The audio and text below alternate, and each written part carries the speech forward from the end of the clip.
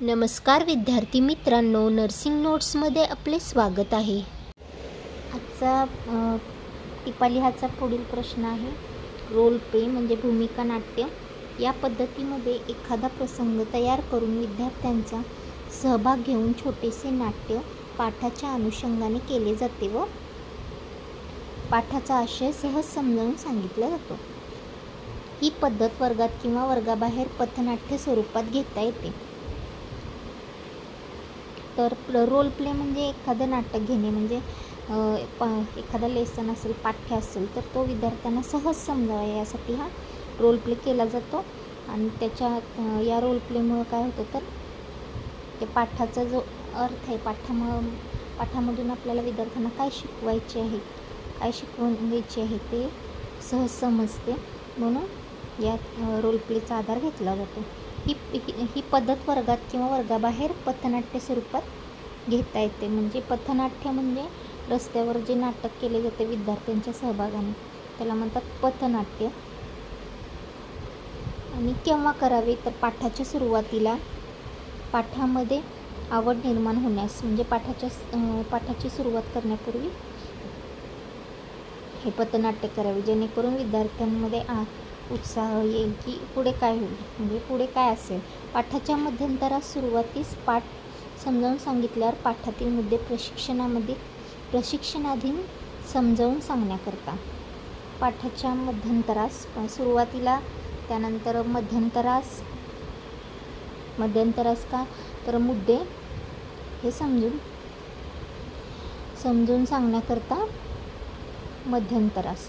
पाठाच्या शेवटी संपूर्ण पाठ शिकवल्यानंतर पाठाचे मूल्यांकन करण्याकरता शिकवलेले मुद्दे ग्रहण झाले किंवा नाहीत हे तपासणी करता, म्हणजे पाठाच्या शेवटी पण काय केलं जातं, नाट्य केलं जातं। म्हणजे प्रत्येक टप्प्याटप्प्याला, सुरुवातीला, मध्यंतरास आणि शेवटी संपूर्ण पाठ झाल्यानंतर, का तर पाठाचे मूल्यांकन करण्याकरता आणि शिकवलेले मुद्दे विद्यार्थ्यांना समजले की नाही हे तपासण्याकरता। उदाहरणार्थ HIV एड्स समुपदेशन नाटिका, म्हणजे HIV एड्स संबंधी समुपदेशन देणारी नाटिका आपण घेऊ शकतो। चौथा आहे संपूर्ण पाठ, म्हणजे पूर्ण पाठ झाला, संपूर्ण लेसन शिकवल्यानंतर मुलाखतीद्वारे पाठाची माहिती विचारून प्रश्न उत्तरातून सांगणे। म्हणजे थोडक्यात बघा, जेव्हा शिक्षक शिकवतात त्यावेळेस काय करत असतात, प्रत्येक मुद्दा, पाठाची सुरुवात, प्रस्ताविका असते ते समजून सांगतात, नंतर पाठांतराचा मध्यंतर सांगतात, नंतर एंड संपूर्ण पाठ शिकवल्यावर नंतर परत त्याचं स्पष्टीकरण देतात, आणि नंतर काय करतात, विद्यार्थ्यांना प्रश्न उत्तरे विचारतात, का तर ती मुलांना कितपर्यंत समजली आहे आणि त्यातून ते काय बोध घेत आहेत हे जाणून घेण्याकरता। तेच डोळ्यासमोर आणायचं आहे, उत्तर लिहायचं आहे। सुरुवातीस, मध्यंतरास, पाठाच्या शेवटी आणि संपूर्ण पाठ झाल्यानंतर काय प्रश्न उत्तरातून। तर त्याचे फायदे काय, ही अतिशय प्रभावी पद्धत आहे, शिकवलेले जास्त काळ स्मरणात राहते।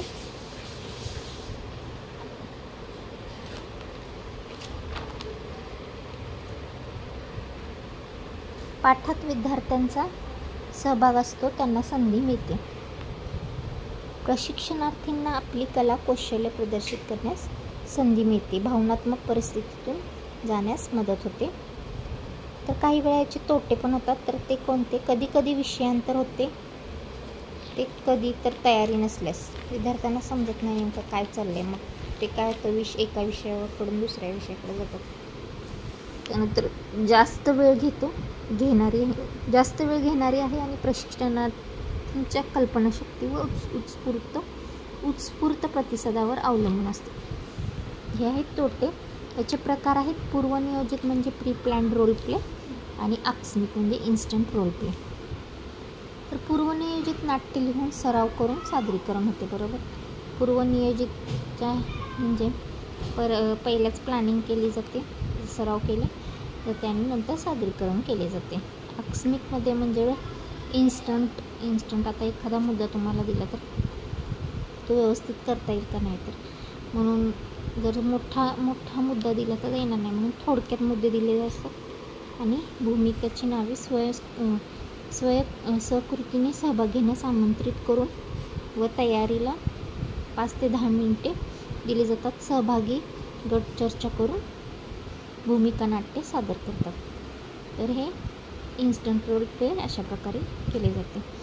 तर हा प्रश्न आहे टिपा लिहामध्ये तुम्हाला येऊ शकतो.